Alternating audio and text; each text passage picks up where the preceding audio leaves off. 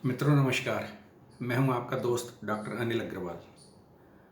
आज मेरे मित्र ने मुझे एक कहानी भेजी व्हाट्सएप के ऊपर।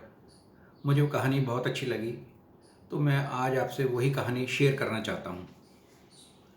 उसने उस कहानी में लिखा कि मान लीजिए आप पसीने से तरबतर हैं, बहुत तेज़ गर्मी है और आप सड़क पर जा रहे हैं और आपको प्यास लगती है। तो अब आप क्या करेंगे? आप इधर उधर देखेंगे, चलते हुए देखेंगे कहीं पानी का अरेंजमेंट हो जाए, लेकिन सड़क पे कोई दिखाई नहीं देता है। तो आप एक पेड़ के नीचे खड़े हो जाते हैं सुस्ताने के लिए। तभी आप देखते हैं कि उस पेड़ के सामने एक घर है और उस घर के अंदर से फर्स्ट फ्लोर के ऊपर से खिड़की खुलती है और उसमें से एक व्यक्ति झांकता है और वह व्यक्ति आपको खड़ा हुआ देखकर आपको इशारे से पूछता है कि क्या पानी पीना है, और आप हाँ कर देते हैं। तो उसके बारे में आपकी एक राय बनती है और उसके बाद वो खिड़की बंद हो जाती है और आप देखते हैं 15-20 मिनट गुजर गए, लेकिन नीचे का दरवाज़ा नहीं खुला। तो अब आपके मन में उस व्यक्ति के बारे में एक दूसरी राय बनती है। अब आप देखिए, पहले आपके पास एक अलग राय थी, अब उसके बारे में 15-20 मिनट के अंदर ही उसके बारे में आपकी दूसरी राय बन गई। लेकिन अभी आप देखते हैं कि उसके 2-4 मिनट ही और गुजरे होंगे कि वह दरवाज़ा खुलता है और उसमें से व्यक्ति बाहर आ रहा होता है। अब जैसे ही आप देखते हैं कि दरवाज़ा खुला है और वही व्यक्ति बाहर आया है और उसके हाथ में गिलास है, तो अब आपकी उसके बारे में फिर दोबारा राय बदलती है, जो आपके लिए अब यह तीसरी राय हो गई उस व्यक्ति के लिए। तो आप ध्यान से देखिए कि अब आपकी राय तीसरी हो गई उसी व्यक्ति के बारे में, और भी व्यक्ति चलता हुआ आप तक आता है और आपको वो कहता है कि अच्छा, मैंने सोचा कि आपको प्यास तो लग रही है, लेकिन इतनी गर्मी ज़्यादा थी तो इस वजह से मैं आपके लिए नींबू पानी बना कर लेकर चलूँ, तो इसलिए मुझे थोड़ा आने में देर हो गई। तो आपको उसके बारे में और भी ज़्यादा फिर राय बदलती है। तो ये आपकी उसके बारे में चौथी राय हो गई, क्योंकि पहले आपको लग रहा था कि शायद वो पानी ही लेकर आया है, लेकिन आपने देखा कि वो तो नींबू पानी लेकर आया है, तो आपकी राय फिर बदल गई।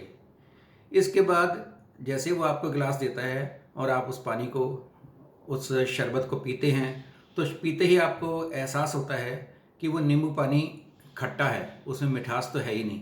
तो फिर आपके मन में जो है उसके लिए एक दूसरी राय बनती है और थोड़ा चेहरे के ऊपर भी भाव अलग तरह के आते हैं।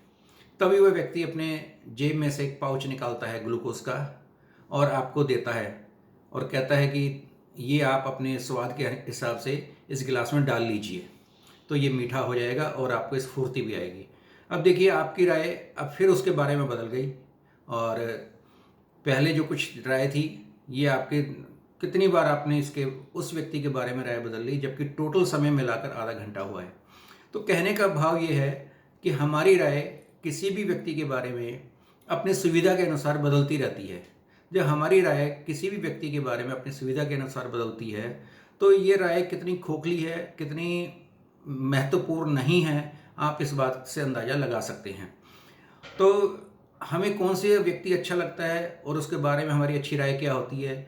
जो हमारे मन मुताबिक कार्य कर रहा होता है व्यक्ति, तो वो हमें अच्छा लगता है, और जो हमारे मन मुताबिक नहीं कर रहा होता है उसके बारे में हमारी राय अच्छी नहीं बनती है।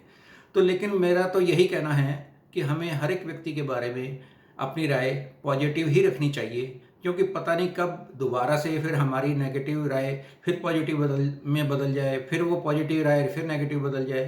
तो हम कोशिश करें कि अपनी राय हमेशा हर एक व्यक्ति के बारे में पॉजिटिव ही रखें।